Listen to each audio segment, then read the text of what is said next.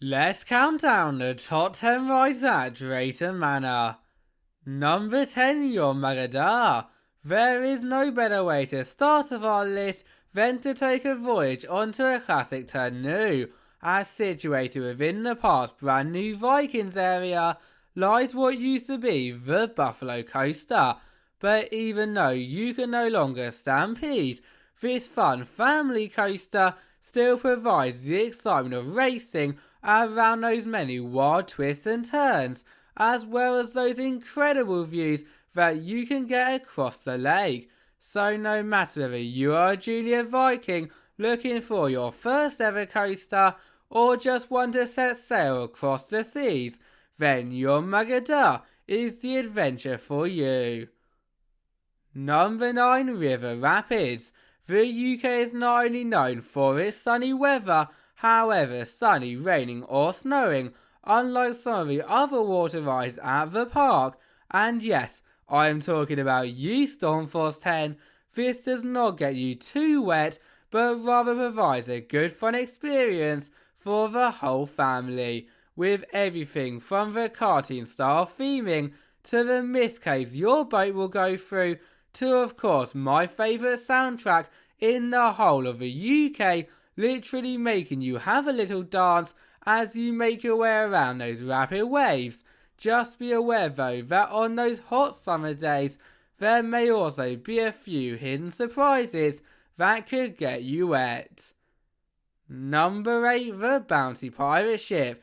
Now normally I would suggest avoiding rides like this, with them being so common across the seas, and Drayton Manor, as you saw by the last two rides, being home to so many unique ones.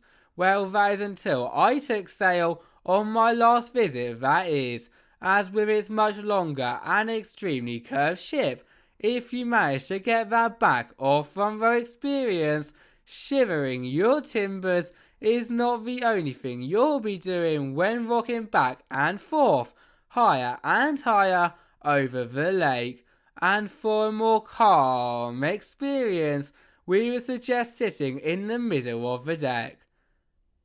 Number 7, Loki. I know what you're all thinking right now, and unfortunately that is not the case, but where the Marvel mischief lacks, the uniqueness definitely makes up for, with in a nutshell you and the rest of the Vikings in your group boarding a fully spinnable seat that will then be spun whilst also crossing paths with another 3 arms by the Norwegian god of mischief.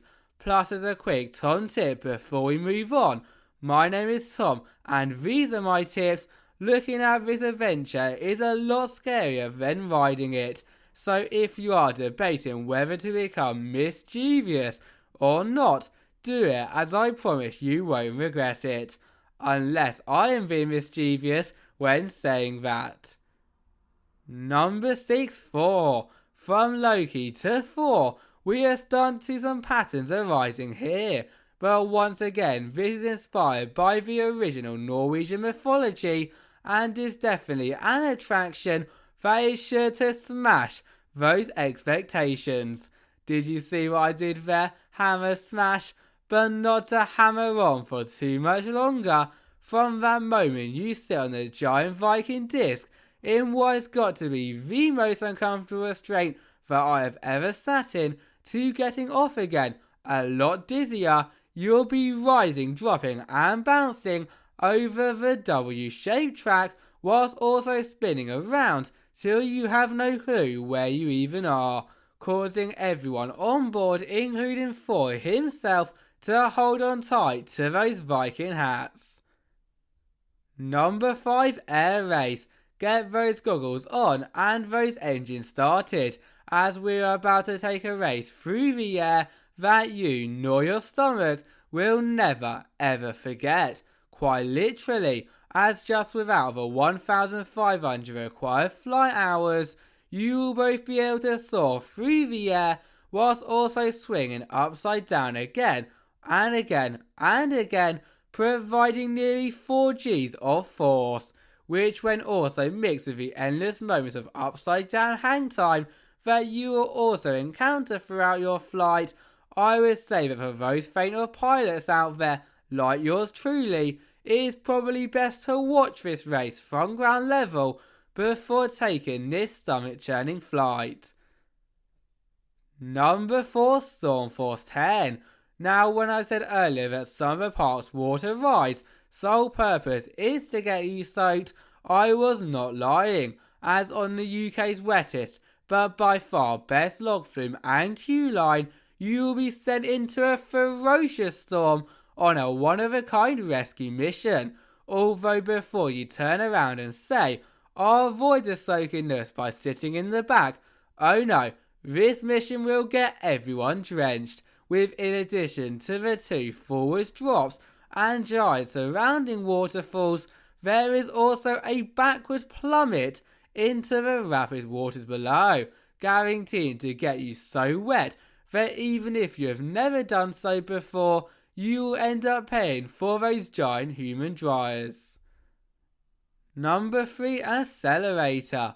Removal of IPs are usually very sad for the fans, and one of the saddest ones for me has got to be the removal of the Ben 10 overlay from this ride, as let's be honest, who did not want to race alongside Ben 10 whilst also coming face to face with aliens?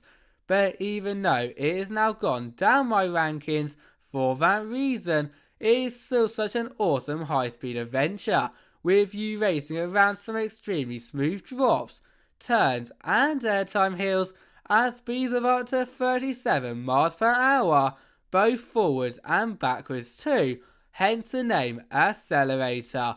Yet with its one train operation, it is best to take this race earlier on, as it has been known to get very, very busy. Number 2, Maelstrom. Drayton Manor is not only home to 1, but 2 ferocious storms, with the second one being the 2002 Maelstrom, and I think as soon as you encounter its giant disc swinging back and forth to almost 24 meters above Adventure Cove, you'll very quickly realise it is going to blow away all of those adrenaline junkies, although in my opinion it is not due to those crazy heights, non-stop spinning or speeds, but in fact that undescribable sensation of the storm's wind pushing against your face as you swing from side to side. That a trip to the park would be nowhere near complete without. Well, that is unless you are scared of all the other parts, that is. Number 1, Shockwave. Choosing our favourite ride at the park is never normally such an easy decision, as since there is no more G-Force or Apocalypse, I would stand up for Shockwave being the best any day of the week. And if you got my subtle hint there, the reason for that is because throughout its entire layout, full of many drops, inversions and turns, you will be standing up. Let me repeat that, standing up, which despite me finding a little bit of a gimmick, if you have never experienced this before, then trust me when I say it will be a roller coaster adventure that you will either go around non-stop or swear that you will never ever stand up for again.